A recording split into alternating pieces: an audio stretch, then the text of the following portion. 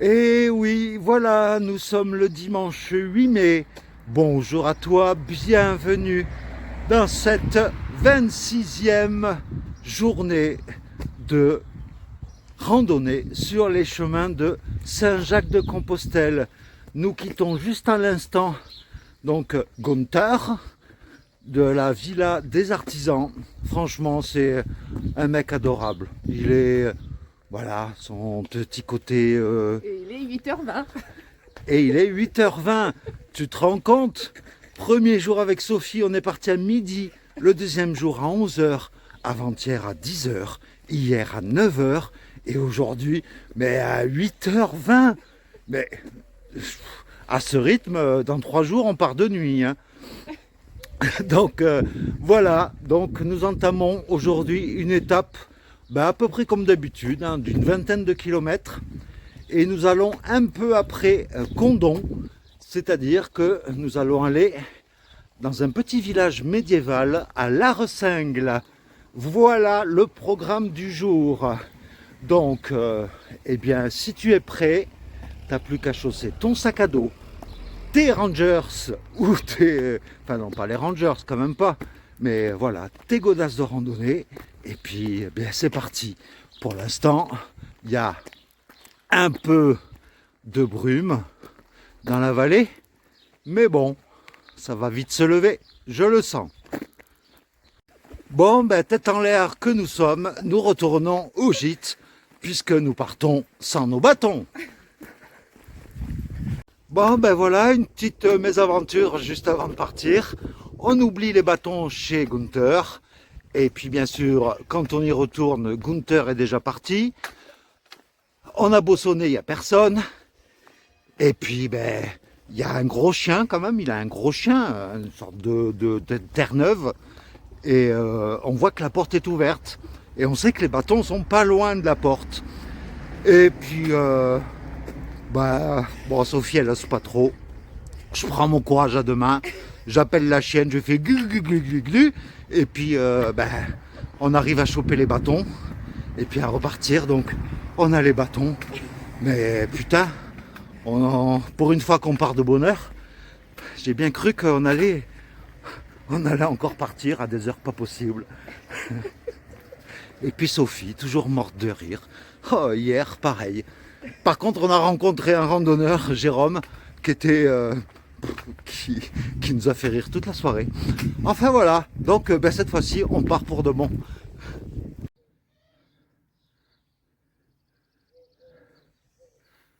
Sinon, il y a la boulangerie qui est en face. Hugues. Bon, suite de nos aventures, finalement, on a cherché après une boulangerie. Et avant de trouver la boulangerie, en fait, on est retombé sur le groupe avec qui on a marché hier, le groupe de 6. Il nous a invités à boire le café. Et puis, bien, du coup, on partait à 8h. Et bien, finalement, il est 9h30. Et puis là, on prend cette fois-ci, pour de bon, la route. Voilà, des grosses vaches toutes blanches, je ne sais pas la race. Ça n'a aucun rapport entre les vaches et Sophie, bien sûr. Je ne voudrais pas qu'il y ait de confusion. Donc elle part dans la montée. Et donc je voudrais en profiter pour passer un coucou au MDD, aux marcheurs du dimanche. C'est notre groupe de marcheurs depuis quelques jours.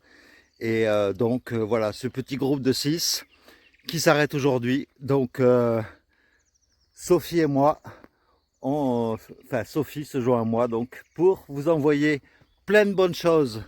Et puis sûrement à très très vite.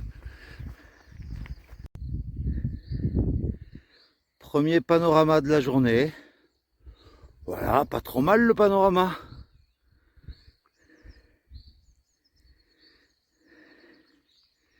On vient, comme souvent en ce moment, de faire une grosse montée. Et donc, voilà quoi. C'est cool. Tiens, il y a Gunther qui essaie de me rappeler là. Je réponds pas. La petite pause pipi de Sophie, hein. Bah oui, après 3 thés, c'est difficile de se retenir.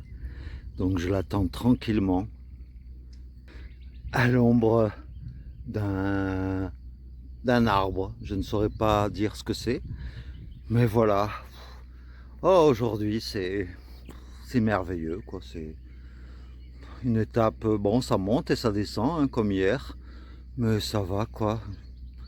Mon corps doit s'habituer à toutes ces montées et toutes ces descentes. Et voilà, quoi. J'avais envie de te parler en attendant que Sophie arrive, donc c'est cool. Je t'encourage vraiment, réellement, sincèrement à faire ce chemin. Franchement, les rencontres sont vraiment formidables. Tu rencontres plein de gens attachants et c'est vraiment topissime.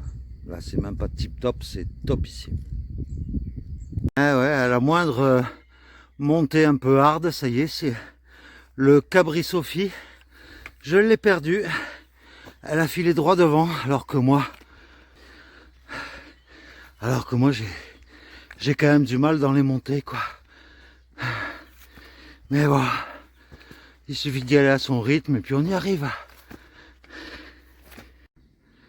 Bienvenue à Castelnau sur l'Auvignon, un village où il y a eu pas mal de résistance pendant la Deuxième Guerre mondiale.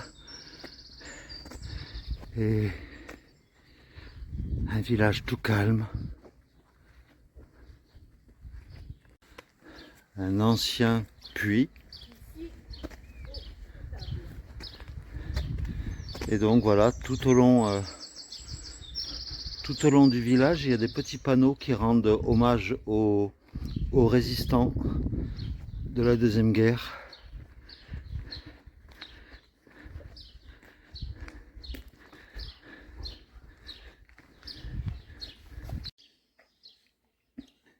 Une vue de la rue pendant la Deuxième Guerre mondiale et la même rue aujourd'hui. On retrouve la tour qui est là-bas, mais c'est un village qui est très joli, très fleuri et ça sent bon. Dommage que t'aies pas l'odorama.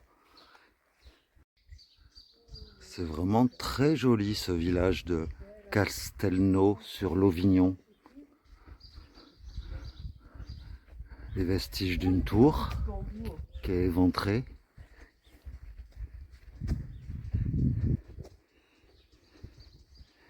J'aime beaucoup. En plus avec ce ciel bleu derrière.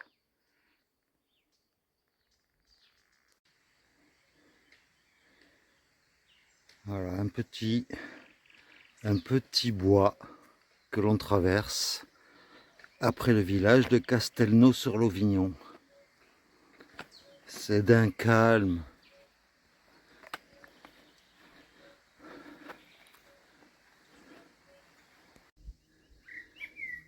Et donc toujours comme hier, des montées, des descentes.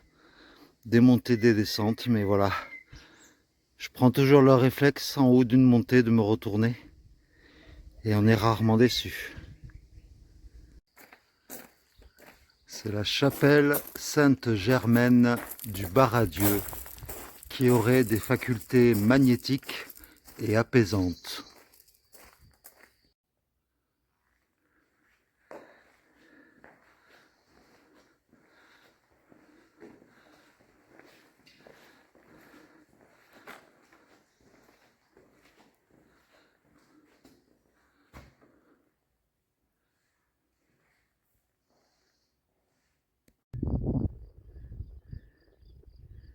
Une belle vue sur un plateau, je dirais. C'est pas vraiment une vallée là, mais avec des petites maisons de part et d'autre.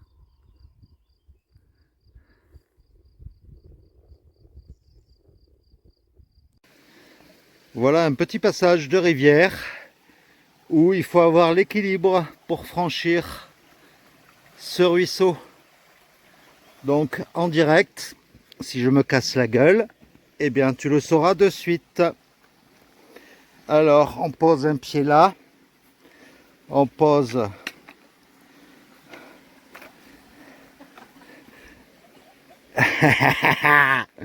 un deuxième pied là. Un troisième là et là.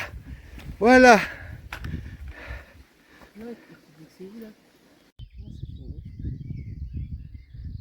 Un beau lac là. C'est la première fois que j'en vois un aussi grand depuis que je suis parti.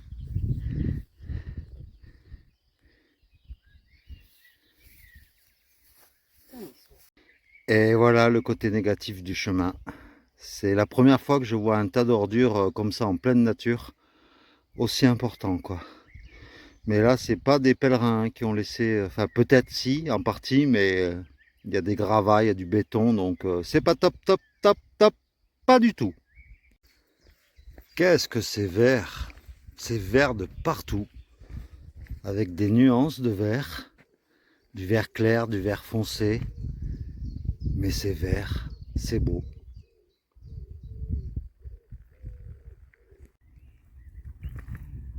Pèlerins, les amis de la marche de Condom vous saluent. C'est sympa. Et on continue. Nous ne sommes plus qu'à 2 km de Condom. Donc on ne devrait pas tarder à apercevoir Condom après la colline. Nous nous approchons petit à petit de Condom. Voilà, pendant que la petite Geneviève s'en va. Il est où? Et bien nous, finalement, on prend notre pause repas devant une belle vue quand même. Et bien c'est Condom là que tu vois au fond. Voilà. Avec, bon, pas les pieds en éventail, j'ai eu la flemme d'enlever mes godasses, mais voilà quoi. La vie est belle. Un pour tous et tous pour un. Voici les mousquetaires, juste devant la cathédrale de Condom.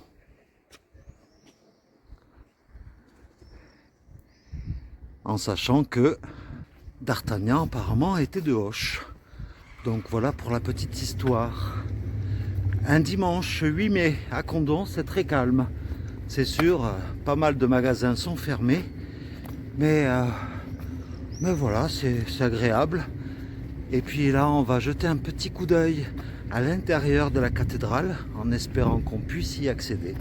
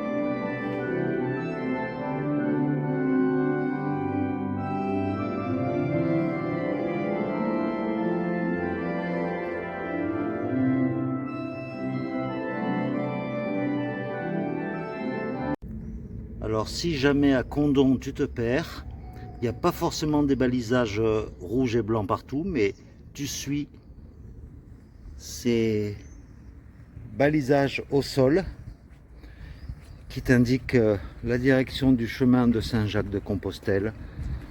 Et normalement, tu arrives à sortir de Condom. Et nous quittons Condom. Et en fait, Condom, c'est un peu comme Moissac en fait. Il n'y a pas grand chose à voir à part la cathédrale. Donc on y est resté quoi, un petit quart d'heure, le temps de visiter la cathédrale, et puis là nous repartons. Assez vite, à la sortie de Condom, nous prenons des petits chemins en terre, et là nous longeons une petite forêt de bambous. C'est topissime. Et donc pour accéder au gîte de la halte de la Ressingle, on quitte le GR65, on prend un petit chemin, c'est bien balisé, c'est bien indiqué, et donc on arrive ici.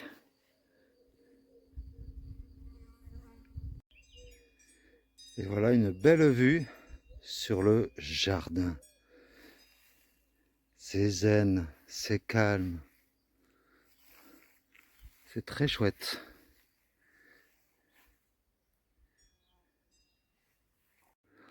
À l'endroit où on va prendre les repas, avec une petite minouche.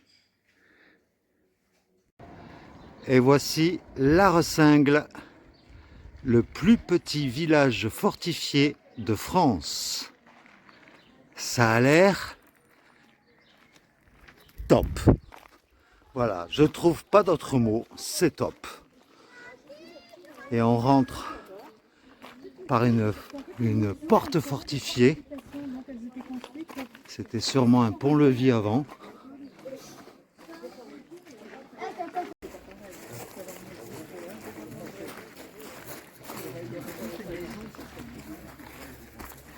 Et donc ce petit village se visite comme ça, c'est tout petit, ça se visite en 10 minutes.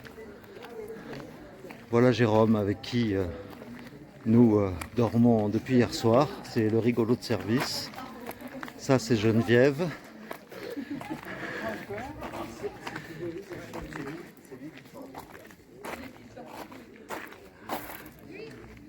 Et donc là il y a apparemment une église.